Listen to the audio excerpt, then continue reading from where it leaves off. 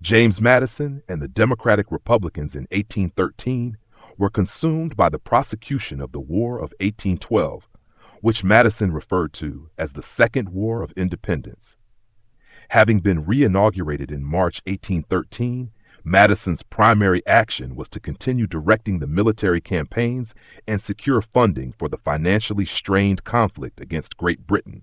Key military efforts in 1813 included U.S. forces capturing York, present-day Toronto, Commodore Oliver Hazard Perry's naval victory on Lake Erie, and William Henry Harrison's defeat of the British and their allies at the Battle of the Thames. The most profoundly immoral and unethical consequences of the Democratic-Republican actions lay in the systematic military destruction and dispossession of Native American tribes. The victories in 1813, particularly the defeat and death of the influential leader Tecumseh at the Battle of the Thames, were celebrated by the Madison administration as strategic wins.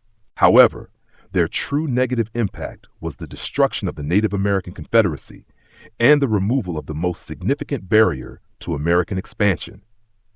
This action, driven by the Democratic-Republican Party's agrarian and expansionist ideology, paved the way for the violent displacement and eventual ethnic cleansing of indigenous peoples in the Northwest Territory and the South.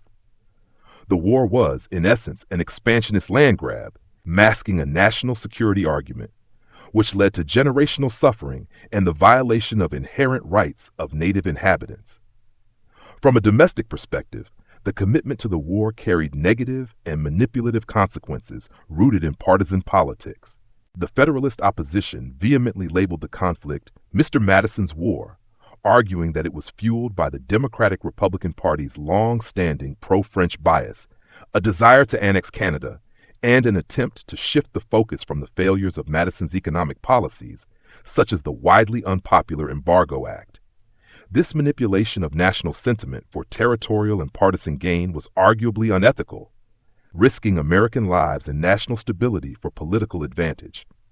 Furthermore, the war led to severe financial distress, with the federal government nearing bankruptcy in 1813.